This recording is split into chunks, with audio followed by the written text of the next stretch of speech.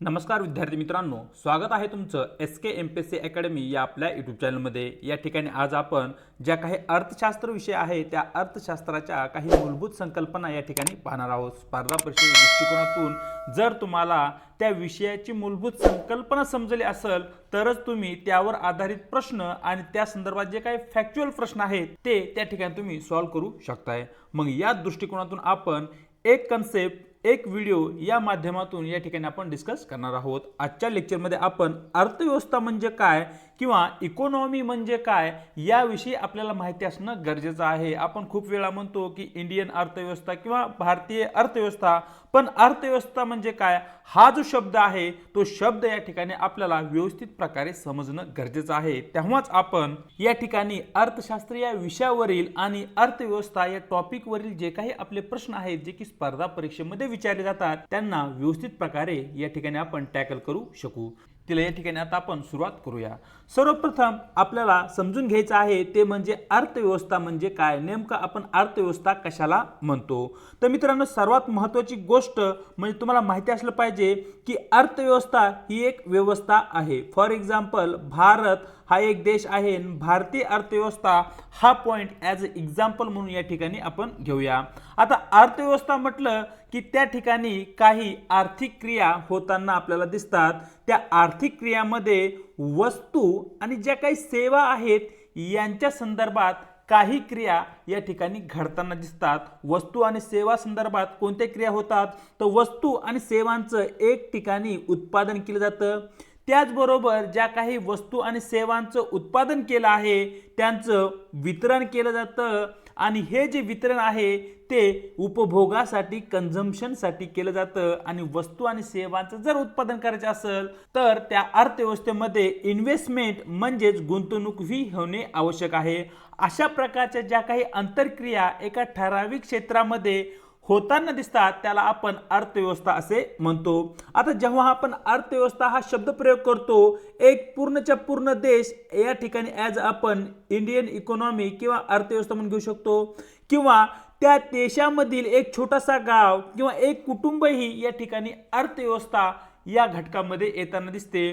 परंतु सर्वाधिक महत्त्वाचा पॉईंट या ठिकाणी तुम्हाला एकच ध्यान ठेवायचं आहे, ज्या ठिकाणी आर्थिक क्रिया घडून येतात त्या ठिकाणाला त्या व्यवस्थेला आपण अर्थव्यवस्था असे म्हणतो। मग त्या अर्थव्यवस्थेमध्ये काही क्रिया होतात ज्यामध्ये एक आहे उत्पादनाची क्रिया, उपभोगाची क्रिया, वितरणाची क्रिया आणि व्यापाराची क्रिया। अशा प्रकारच्या काही क्रिया किंवा काही इकॉनॉमिक ॲक्टिव्हिटीज या ठिकाणी आपणाला त्या अर्थव्यवस्थेमध्ये होताना दिसतात।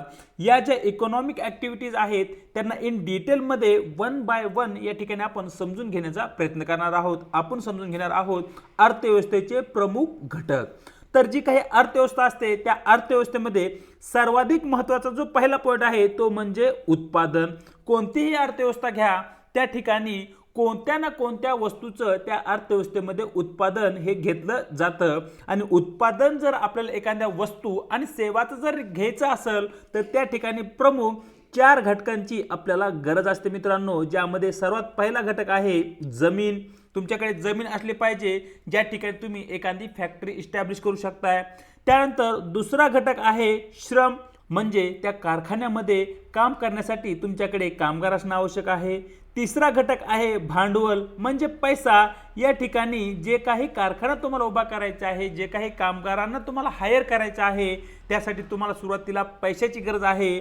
आणि हे जे 3 घटक आहे जमीन, श्रम आणि भांडवल यांना एकत्र आणणारा कारखानदार किंवा उद्योजक, ज्याला की आपण संयोजक असं म्हणतो, तोही त्या ठिकाणी असणं आवश्यक आहे। मग या ठिकाणी हे 4 घटक जर एकत्रित आले तर अर्थव्यवस्थेमध्ये विविध घटकाचं या ठिकाणी उत्पादन घेतलं जातं, विविध वस्तूंचं या ठिकाणी उत्पादन घेतलं जातं किंवा विविध सेवांची आणि वस्तूंची या ठिकाणी निर्मिती केली जाते। तर उत्पादन हा पॉईंट या ठिकाणी तुम्हाला समजला असेल। पुढचा जो पॉईंट आहे तो आहे उपभोग, म्हणजेच या ठिकाणी वापर. जे काही वस्तू आहेत ज्याचं उत्पादन घेतलं जातं त्या वस्तू किंवा सेवांचा ग्राहकाकडून या ठिकाणी वापर केला जातो, म्हणजेच या ठिकाणी त्या वस्तू आणि सेवांचा उपभोग घेतला जातो. आणि जर वस्तू आणि सेवांचा उपभोग जर घेतला गेला तर यामुळेच बाजारामध्ये वस्तू आणि सेवांची काही मागणी आहे ती मागणी वाढेल. आणि जर बाजारपेठेमध्ये वस्तू आणि सेवांना जर मागणी असेल तर या ठिकाणी जे काही कारखानदार आहे त्यांना नवीन वस्तूंचं उत्पादन घेण्यासाठी या ठिकाणी एक प्रकारचं प्रोत्साहन या ठिकाणी भेटेल. पुढचा आपला पॉईंट आहे वितरण, ज्याला की आपण डिस्ट्रीब्युशन असं म्हणूया.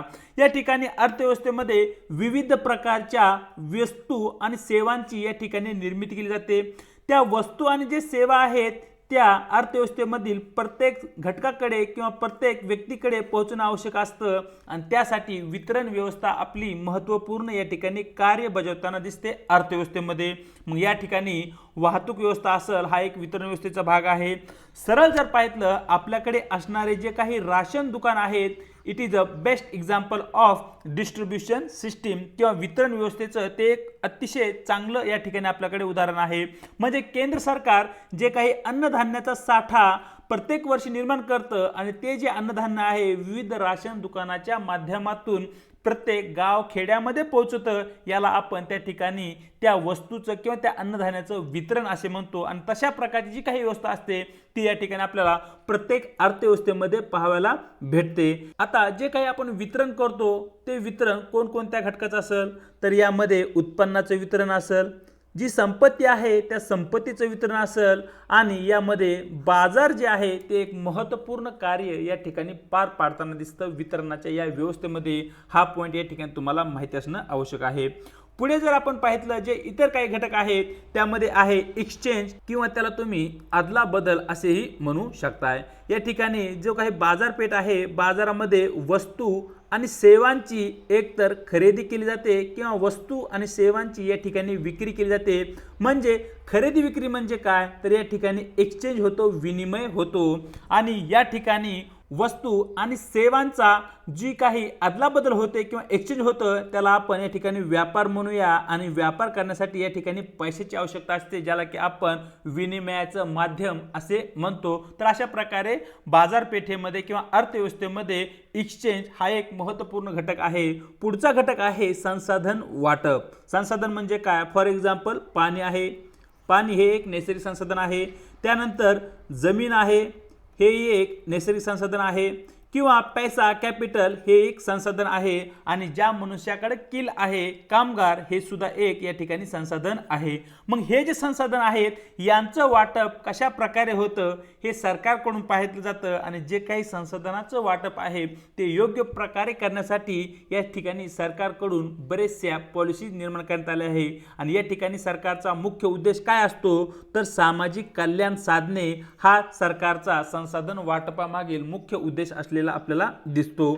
या ठिकाणी संसाधन वाटप करत असताना सरकार कोणकोणत्या गोष्टीकडे लक्ष देतं तर सरकार काय उत्पादन करायचे, कसे ते उत्पादन करायचे, कोणासाठी उत्पादन करायचे याचा निर्णय या ठिकाणी संसाधनाचं वाटप करत असताना घेतात. आता संसाधनाचं वाटप म्हणजे काय, कशा प्रकारे हे या ठिकाणी आपण समजून घेऊया. फॉर एक्झाम्पल जे काही श्रीमंत लोक असतात ते श्रीमंत लोकांकडे मोठा पैसा असतो तर या पैशावर या ठिकाणी सरकारकडून टॅक्स लावला जातो. आणि जे काही गरीब लोक आहेत त्या गरीब लोकांना या ठिकाणी सवलतीच्या दरामध्ये या ठिकाणी गॅस, अन्नधान्य याचा पुरवठा केला जातो. म्हणजे श्रीमंत लोकांकडे जो काही अतिरिक्त पैसा आहे तो गरीब लोकांकडे किंवा गरीब लोकांच्या कल्याणासाठी वापरला जातो. तर यालाच आपण संसाधनाचं योग्य वाटप किंवा संसाधनाचं संतुलित वाटप असं म्हणतो. हा पॉईंट या ठिकाणी तुम्हाला माहिती असणं आवश्यक आहे. पुढच्या स्लाइडमध्ये आपण ज्या काही अर्थव्यवस्था आहेत त्या अर्थव्यवस्थेचे काही प्रकार आहेत त्या अर्थव्यवस्थाविषयी आपल्याला थोडक्यात माहिती असणं आवश्यक आहे. ज्यामध्ये पहिली जी अर्थव्यवस्था आहे ती आहे बाजार अर्थव्यवस्था. अशा प्रकारची अर्थव्यवस्था मित्रांनो तुम्हाला USA म्हणजे अमेरिका आणि जे बहुतेक पाश्चिमात्य देश आहेत त्या देशामध्ये पाहायला भेटते। या ठिकाणी वस्तूचं उत्पादन किती किंवा किती प्रमाणात करावं हे या ठिकाणी बाजाराकडून ठरवलं जातं। फॉर एक्झाम्पल एक्स नावाची एक वस्तू आहे, जर या वस्तूला बाजारपेठेमध्ये मागणी असेल तरच या वस्तूचं या ठिकाणी उत्पादन केलं जाईल आणि जर या वस्तूला बाजारपेठेमध्ये मागणी नसेल तर या ठिकाणी त्या वस्तूचं उत्पादन केलं जाणार नाही। आणि एखाद्या वस्तूची बाजारपेठेमधील मागणी किती आहे हे ठरवण्याचं काम या ठिकाणी त्या वस्तूची असणारी किंमत आणि त्या वस्तूची असणारी गुणवत्ता या घटकावर या ठिकाणी आधारित असते। म्हणजे जी काही बाजार अर्थव्यवस्था आहे त्या ठिकाणी सरकारचा जो काही हस्तक्षेप आहे अर्थव्यवस्थेमध्ये बाजारपेठेमध्ये तो हस्तक्षेप या ठिकाणी खूपच कमी असतो। हा पॉइंट या ठिकाणी आपल्यासाठी सर्वाधिक महत्त्वाचा आहे। बाजार अर्थव्यवस्था जिला की भांडवलशाही अर्थव्यवस्था असेही म्हणतात, हेही तुम्हाला त्या ठिकाणी नोट डाऊन करून घ्यायचं आहे। पुढची जी अर्थव्यवस्था आहे ती आहे समाजवादी अर्थव्यवस्था, ज्या ठिकाणी उत्पादनाची जी काही साधने आहेत किंवा संसाधने आहेत ती सरकारच्या मालकीची असतात। म्हणजे उत्पादनाच्या साधनावर सरकारचं पूर्ण त्या ठिकाणी नियंत्रण असतं आणि सरकार ठरवतं की कशाचं उत्पादन करायचं आहे, किती प्रमाणात ते उत्पादन करायचे आहे आणि जे काही उत्पादन आपण करणार आहोत ते नेमकं आपल्याला कोणासाठी करायचं आहे याचा पूर्ण निर्णय या ठिकाणी सरकार घेत असतं। आणि या ठिकाणी लोकांच्या कल्याणासाठी किंवा लोकांना योग्य दरामध्ये आवश्यक गरजेच्या वस्तूंचा पुरवठा व्हावा यासाठी किंमत नियंत्रणही या ठिकाणी सरकार करू शकतं। परंतु बाजार अर्थव्यवस्थेमध्ये सरकारचं किमतीवर कसल्याही प्रकारचं नियंत्रण नसतं। ते बाजारपेठ ठरवतं की पर्टिक्युलर वस्तूची किंमत किती असेल।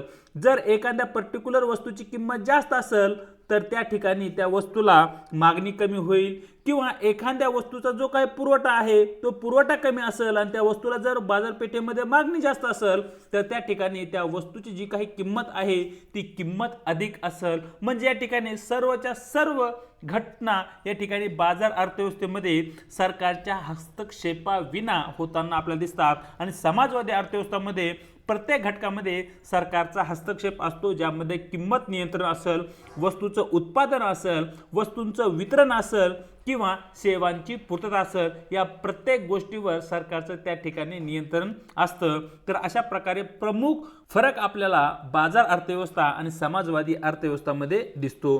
पुढची नंबर 3 ची जी अर्थव्यवस्था आहे ती आहे मिश्र अर्थव्यवस्था, जिचा स्वीकार भारताने केलेला आहे।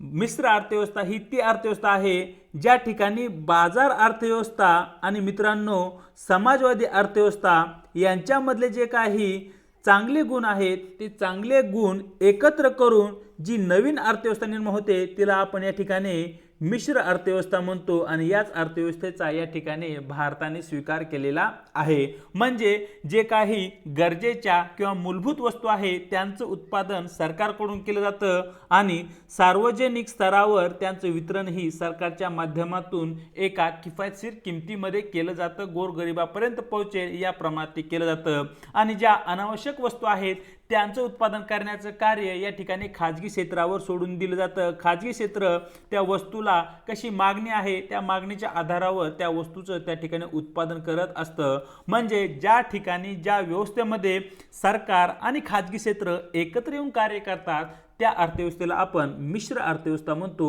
हा पॉइंट या ठिकाणी तुम्हाला नोट डाऊन करून घ्यायचा आहे। चलूया आपल्या पुढच्या स्लाइडकडे। या स्लाइडमध्ये मित्रांनो आपण जी काही आपण डिस्कशन केली आहे त्या डिस्कशनवर आधारित काही MCQ क्वेश्चन या ठिकाणी आपण पाहणार आहोत, ज्याच्या माध्यमातून जी काही आपली डिस्कशन आहे ती आणखी चांगली होईल। त्या संदर्भात जे काही क्लिअरिफिकेशन आहे ते आपले आणखी मोठ्या प्रमाणात येईल। या ठिकाणी जो आपला पहिला प्रश्न आहे, पहिला प्रश्न पाहूया। खालीलपैकी कोणता अर्थशास्त्रातील उत्पादन घटक नाही, अशा प्रकारचा मित्रांनो या ठिकाणी आपला प्रश्न आहे। ज्या ठिकाणी एक आहे पर्याय ए जमीन, बी श्रम, सी भांडवल आणि डी आपल्याकडे पर्याय आहे मित्रांनो माल। आपण या ठिकाणी चर्चा केली आहे की कोणत्याही वस्तूचं जर आपलं उत्पादन करायचं असेल तर आपल्याकडे जमीन असणं आवश्यक आहे, त्यानंतर श्रमाची आपल्याला गरज आहे म्हणजे कामगारांची आपल्याला गरज आहे आणि या ठिकाणी आपल्याला भांडवलाचीही गरज आहे। त्यानंतर एक असतो संयोजक, ज्याला की आपण उद्योजक असं या ठिकाणी डिस्कस केलं आहे.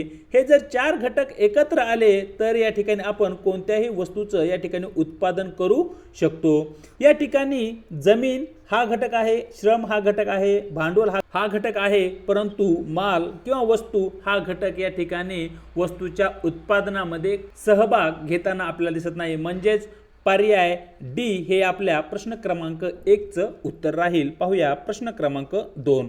कोणत्या प्रकारची अर्थव्यवस्था बाजार आणि समाजवादी अर्थव्यवस्था या दोन घटकांना एकत्रित करते? अशा प्रकारचा मित्रांनो या ठिकाणी आपला प्रश्न आहे.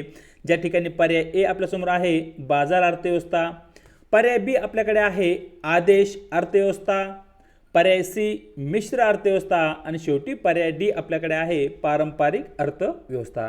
तर मित्रांनो आपण चर्चा केली आहे की जी मिश्र अर्थव्यवस्था आहे या मिश्र अर्थव्यवस्थेमध्ये बाजार अर्थव्यवस्था आणि जी काही समाजवादी अर्थव्यवस्था आहे जिला की आपण आदेश अर्थव्यवस्था असेही म्हणतो, या दोन अर्थव्यवस्थांमधील जे काही चांगले गुण आहेत त्या गुणांना या ठिकाणी आपण एकत्रित करतो आणि त्यापासून बनणारी जी काही अर्थव्यवस्था आहे ती आहे मिश्र अर्थव्यवस्था, जिचा की स्वीकार या ठिकाणी भारताने केलेला आहे. म्हणजे प्रश्न क्रमांक 2 चं आपलं योग्य उत्तर राहील पर्याय सी. पाहूया आपला प्रश्न क्रमांक 3. कोणत्या प्रकारची अर्थव्यवस्था प्रामुख्याने सरकारी नियोजन संसाधनाच्या नियंत्रणावर अवलंबून असते? अशा प्रकारचा मित्रांनो या ठिकाणी आपला प्रश्न आहे. ज्या ठिकाणी पर्याय आपल्या समोर ए आहे बाजार अर्थव्यवस्था, पर्याय बी आपल्याकडे आहे मित्रांनो मिश्र अर्थव्यवस्था, पर्याय सी आदेश अर्थव्यवस्था आणि शेवटी पर्याय डी आपल्याकडे आहे पारंपरिक अर्थव्यवस्था. तर या ठिकाणी या प्रश्नाचे योग्य उत्तर आहे आदेश अर्थव्यवस्था. समाजवादी अर्थव्यवस्था जी आहे त्या समाजवादी अर्थव्यवस्थेमध्ये सरकारचं पूर्ण संसाधनावर नियंत्रण असतं आणि सरकार पूर्ण नियोजन करून देशामध्ये वस्तूंचा किंवा ज्या काही सेवा आहेत त्यांचं उत्पादन किती प्रमाणात करायचं, कोणासाठी करायचं आणि केव्हा करायचं, अशा प्रकारचे जे काही निर्णय आहेत ते निर्णय घेत असतं. आणि ज्या काही वस्तू आणि सेवांचं उत्पादन करण्यात आलं आहे त्याची किंमत किती असावी हेही ठरवण्याचं कार्य या ठिकाणी समाजवादी अर्थव्यवस्था आदेश अर्थव्यवस्थेमध्ये केलं जातं. म्हणजेच प्रश्न क्रमांक 3 चं योग्य उत्तर राहील पर्याय सी. पाहूया आजचे आपले पुढचे प्रश्न, ज्यामध्ये आपण पाहणार आहोत प्रश्न क्रमांक 6. अर्थव्यवस्थेत कुटुंबाची कोणती भूमिका आहे? अशा प्रकारचा साधा सिंपल आणि बेसिक प्रश्न आपल्यासमोर आहे. ज्यामध्ये पर्याय ए आहे कुटुंबाची भूमिका, वस्तू आणि सेवांचं उत्पादन करणे, बी वस्तू आणि सेवांचा उपभोग घेणे, सी आर्थिक क्रियाकलापांचे नियमन करणे आणि डी आपल्याकडे पर्याय आहे मित्रांनो पायाभूत सुविधांची पूर्तता करणे. तर मित्रांनो या ठिकाणी जे काही वस्तू आणि सेवा आहेत यांचं उत्पादन करण्याचं कार्य एकतर खाजगी संस्थांवर असतं किंवा सरकारवर असतं, ते कुटुंबाचं काम नाहीये. त्यानंतर ज्या काही पायाभूत सुविधा आहेत जसे की रस्ते असेल, वीज असेल, इंटरनेट असेल, या ज्या सेवा आहेत या पायाभूत सेवा आहेत. त्यामध्ये आपला दवाखाना आला, आपल्या शिक्षण संस्था आल्या, आपल्या आरोग्याची जी काही केंद्रे आहेत, हॉस्पिटल्स आहेत तेही या ठिकाणी आली. या सर्व आपल्या पायाभूत सुविधा आहेत आणि त्या पायाभूत सुविधांचा विकास करण्याचं कार्य हे सरकारचं असतं, कुटुंबाचं नसतं. आणि त्याचबरोबर ज्या काही अर्थव्यवस्थेमध्ये आर्थिक क्रिया आहेत त्यांचं नियमन करण्याचं कार्य ही सरकारचं असतं, ते कुटुंबाचं कार्य नसतं. कुटुंबाचं कार्य काय आहे तर ज्या काही वस्तू आणि सेवांची निर्मिती झाली आहे, उत्पादन झालं आहे त्यांचा उपभोग घेणं हे कुटुंब व्यवस्थेचं किंवा कुटुंबाचं या ठिकाणी महत्त्वपूर्ण भूमिका अर्थव्यवस्थेमध्ये असलेली आपल्याला दिसते. प्रश्न क्रमांक 4 चं योग्य उत्तर राहील पर्याय बी. पाहूया प्रश्न क्रमांक 5. अर्थव्यवस्थेतील सरकारी क्षेत्राचे प्राथमिक कार्य काय आहे? अशा प्रकारचा मित्रांनो या ठिकाणी आपला प्रश्न आहे. ज्या ठिकाणी पर्याय ए आपल्याकडे आहे वस्तू आणि सेवांचं उत्पादन करणे, पर्याय बी आपल्याकडे आहे वस्तू आणि सेवा वापरणे, सी आर्थिक क्रियाकलापांचे नियमन आणि सार्वजनिक वस्तू पुरवठा करणे, डी आपल्याकडे आहे आर्थिक मालमत्तेमध्ये गुंतवणूक करणे. जे काही सरकार आहे सरकारचं समाजवादी अर्थव्यवस्थेमध्ये महत्त्वपूर्ण कार्य काय आहे किंवा अर्थव्यवस्थेमध्ये महत्त्वपूर्ण कार्य काय असतं तर ज्या काही आर्थिक क्रिया आहेत, आर्थिक घडामोडी आहेत किंवा सार्वजनिक वस्तू आहेत ज्या की जनतेच्या विकासासाठी, जनतेच्या कल्याणासाठी महत्त्वपूर्ण आहेत, परंतु त्यांचं उत्पादन खाजगी व्यक्तीकडून म्हणावे त्या प्रमाणात केलं जात नाही अशा वस्तूंचा त्या ठिकाणी पुरवठा करणे किंवा उत्पादन करणं हे महत्त्वपूर्ण कार्य या ठिकाणी अर्थव्यवस्थेमध्ये सरकारचं असलेलं दिसतं. म्हणजे प्रश्न क्रमांक 5 योग्य उत्तर राहील पर्याय सी. पाहूया प्रश्न क्रमांक 6 जो की आजचा या ठिकाणी आपला शेवटचा प्रश्न आहे. प्रश्न असा आहे, अर्थव्यवस्थेच्या कोणत्या क्षेत्रात कर आकारणी, सार्वजनिक खर्च आणि नियमन संबंधित क्रियाकल्पास समाविष्ट आहेत? अशा प्रकारचा मित्रांनो या ठिकाणी आपला प्रश्न आहे. ज्या ठिकाणी पर्याय ए आपल्याकडे आहे घरगुती क्षेत्र, बी व्यवसाय क्षेत्र, सी आर्थिक क्षेत्र, शेवटी डी आहे आपल्याकडे सरकारी क्षेत्र. तर मित्रांनो तुम्हाला माहिती असलं पाहिजे की जी काही अर्थव्यवस्था असते त्या अर्थव्यवस्थेमध्ये कर आकारणी असेल, सार्वजनिक खर्च असेल किंवा जे काही आर्थिक बाबी आहेत त्यांचे नियमन करण्यासंदर्भात जे काही नियम आहेत ते ठरवण्याचं कार्य सरकारी क्षेत्राकडून केलं जातं. म्हणजे प्रश्न क्रमांक 6चं योग्य उत्तर राहील पर्याय डी. तर अशा प्रकारे मित्रांनो अर्थव्यवस्था म्हणजे काय हा पॉइंट या ठिकाणी आपण समजून घेतला आहे. एक अशी व्यवस्था की ज्या ठिकाणी सर्वच्या सर्व आर्थिक क्रिया एकत्र घडून येतात किंवा आर्थिक क्रिया एकमेकाशी निगडीत असतात. मग त्यामध्ये वस्तूंचं उत्पादन असेल, वस्तूंचं वितरण असेल, वस्तूंचा उपभोग असेल, अशा प्रकारच्या ज्या काही क्रिया आहेत त्या या ठिकाणी अर्थव्यवस्थेमध्ये येतात. व्हिडिओ जर आवडला असेल तर व्हिडिओला लाईक, शेअर आणि व्हिडिओवरती कमेंट करायला विसरू नका. त्याचबरोबर आपल्या चॅनलवरती पहिल्यांदाच आला असाल तर चॅनलला मित्रांनो या ठिकाणी सबस्क्राईब करायला विसरू नका. त्याचबरोबर व्हिडिओच्या डिस्क्रिप्शन बॉक्समध्ये देण्यात आलेली आपल्या टेलिग्राम चॅनलची जी काही लिंक आहे त्या ठिकाणी तुम्हाला आपले टेलिग्राम चॅनल ही जॉईन करायचे आहे. त्याच्या माध्यमातून आपल्या प्रत्येक व्हिडिओच्या लिंक्स आणि स्पर्धा परीक्षेसंदर्भात महत्त्वपूर्ण ज्या काही नवनवीन अपडेट आहेत त्या वेळोवेळी तुम्हाला त्या ठिकाणी भेटत राहतील. आज इथेच थांबत आहोत. भेटूया एका नवीन व्हिडिओसोबत.